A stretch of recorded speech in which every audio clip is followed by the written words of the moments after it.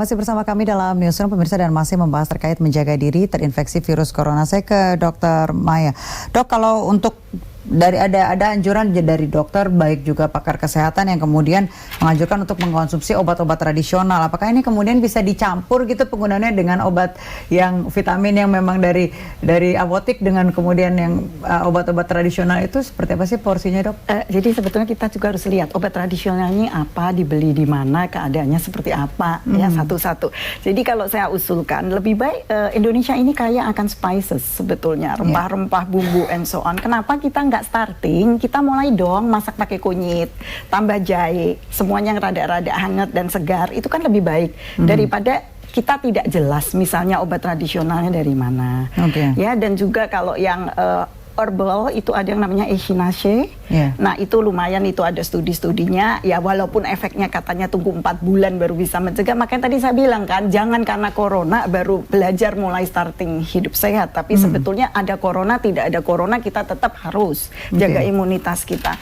Misalnya echinacea itu bisa dipakai ya, dan beberapa ginseng ya, hal-hal seperti itu bisa. Selain tentunya tadi yang kita sebut dengan suplemen atau nutraceutical tadi seperti zinc, vitamin D3 dan antioksidan. Baik, saya ke Dr. Fathia. Dok, ini untuk pengobatan dan juga penanganan sendiri harusnya seperti apa sih? Dan juga melihat bahwa keduanya masyarakat, panik masyarakat tentang masker, seharusnya penggunaan masker yang benar itu seperti apa gitu, Dok? Ya, jadinya untuk orang yang terkena infeksi corona ini yang sudah pasti dilakukan isolasi, ya, isolasi di rumah-rumah sakit yang sudah menjadi rujukannya, karena memang sudah standar WHO yang tadi sudah disebutkan oleh Pak Menteri Kesehatan. Ya, untuk terapinya memang sampai saat ini belum ada yang spesifik, ya. Kalau memang kita tahu, kalau misalnya musuhnya virus, ya obatnya harus antivirus. Tapi untuk virus corona ini sampai saat ini belum ada studi yang mengatakan bahwa inilah obat yang terbaik untuk coronavirus. Ya. Lalu untuk masker sendiri, jadinya masker itu masker bedah ya, sayang maksud ya, yang katanya dihebohkan oleh orang-orang yang harus beli banyak apa segala macam, itu sebaiknya digunakan oleh orang yang sakit. Kenapa? Orang yang sakit flu, ya, supaya dia tidak memerciki orang-orang lain dengan dropletnya.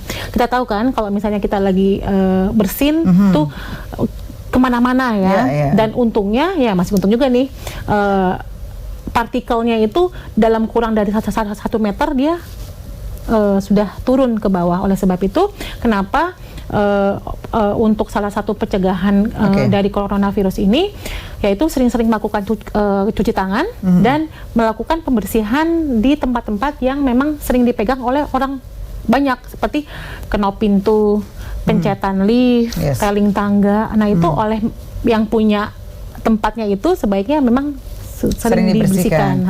Gitu. Dok, untuk pembiayaannya sendiri apakah memang ditanggung sama pemerintah semua atau seperti apa sih, Dok, terkait pengobatan dan penanganan corona ini, Dok? Iya, untuk yang penanganan virus corona ini seperti ya saya baru mendapatkan edarannya itu ditanggung oleh pemerintah. Dengan pemerintah begitu.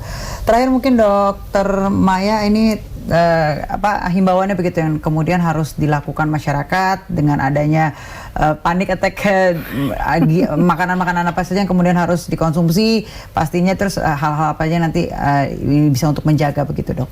Jadi kesimpulan aja ya, kesimpulannya kita tetap pertahankan pola hidup sehat. Kita udah tahu nomor 1 tidak boleh ada stres, nomor 2 jangan kurang tidur, ya, nomor 3 kita harus tetap olahraga, jangan terus nggak olahraga apalagi hujan. Nomor 4 cintailah matahari pada jam-jam tertentu, karena disitulah vitamin D3 kita yang kita butuhkan untuk protection kita.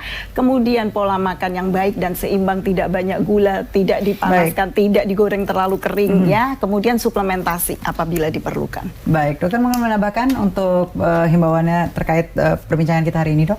Iya, untuk rokok, berhenti merokok. Ya, seperti Dr. Maya tadi katakan, kita meningkatkan daya tahan tubuh kita, ya, salah satunya dengan pola makanan yang benar, jangan mengandalkan 100% kepada suplemen, ya, jangan mentang-mentang ada virus ini, kita minum ini jadi sehat, ya, belum tentu juga, karena yang namanya daya tahan tubuh itu dipengaruhi oleh banyak faktor.